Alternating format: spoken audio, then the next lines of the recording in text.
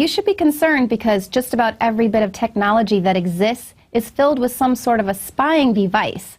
So the truth is going to be found out soon. Take a look at this article from CNN Money. Your TV might be watching you. Today's high-end televisions are almost all equipped with smart PC-like features, including internet connectivity, apps, microphones, and cameras. But a recently discovered security hole in some Samsung smart TVs enables hackers to remotely turn on the TV's built-in cameras without leaving any trace of it on the screen. So while you're watching TV, a hacker anywhere around the world could be watching you. Samsung quickly fixed the problem, but the glitches speak to a larger problem of gadgets that connect to the internet but have virtually no security to speak of. Things like security cameras, lights, heating control systems, and even door locks and windows are now increasingly coming with features that allow users to control them remotely. Without proper security controls, there's little to stop hackers from invading users' privacy, stealing personal information, or spying on people. Now, it's not just the NSA and hackers that you have to worry about watching you through your TV. We had a really great Paul Revere entry that demonstrated another creepy peeper. Voice attorney, we believe that it's your life to live. It shouldn't have to be cheaper to keep her.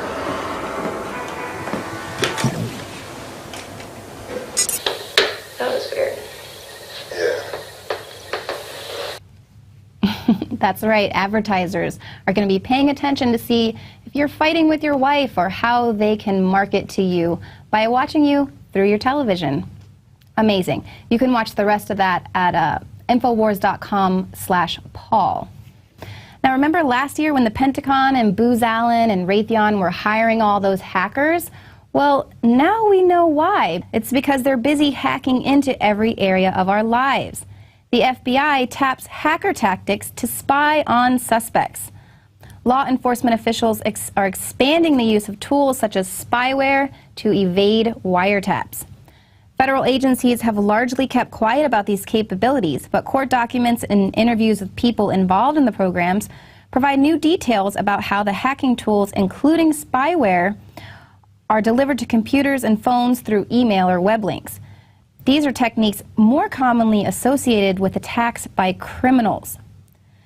Now, the use of such communications which can't be wiretapped like a phone is called going dark among law enforcement.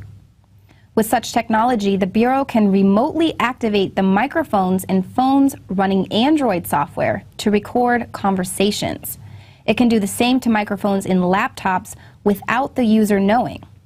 The Bureau typically uses hacking in cases involving organized crime, child pornography, or counterterrorism, but the U.S. officials, they say they're loath to use these tools when investigating a hacker, out of fear the suspect will discover and publicize the technique. The government sure has been doing a lot of hiring lately to beef up their COINTELPRO. Perhaps it's because they're trying to nudge us into a comfort zone with all of this spying. A DoD public affairs meeting that made news on the Drudge Report and Infowars.com showed just how concerned the government is that they're losing the information war. They're no longer able to control information with just a handful of journalists now that we have alternative media and the internet. As one of the persons attending pointed out, the younger generations get it, that we have to start being honest and forthright, and it's difficult to convey those ideas and convince the chain of command. You're putting out mindless propaganda is what some of us feel that we're putting out, and that what the American people feel that we're putting out. So how do we change this? Those inside the military and the government know that it's propaganda, but the government is still pushing ahead with its efforts in the info war. In this breaking exclusive news from InfoWars, Social Security is looking to hire COINTEL agents. The job listing says the position is responsible for complex assignments to establish and maintain the Social Security Administration's defensive counterintelligence operations, collaboration, intelligence, and information sharing missions.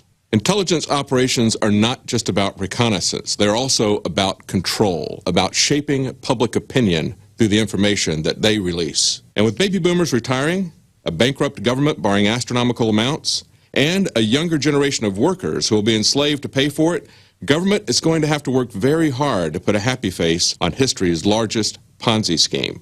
So Social Security is hiring propagandists and a prohibition against our own government using propaganda in America that goes back to the beginning of the Cold War, the Smith-Mundt Act being repealed. And if it couldn't be more obvious, Washington is now touting a new kind of behavioral modification that they call nudging. Nudge is a term that was coined by Cass Sunstein in a 2008 book of the same name. It was put into place by the UK government in 2010, and now they are privatizing the program for profit. Fascism and propaganda. Big Brother meets Madison Avenue. And of course, this is nothing new. This has been going on since the days of Edward Bernays. What is new, however, they're no longer trying to hide what they do. They're losing the InfoWar, but they're going to step up their game. For InfoWars Nightly News, this is David Knight.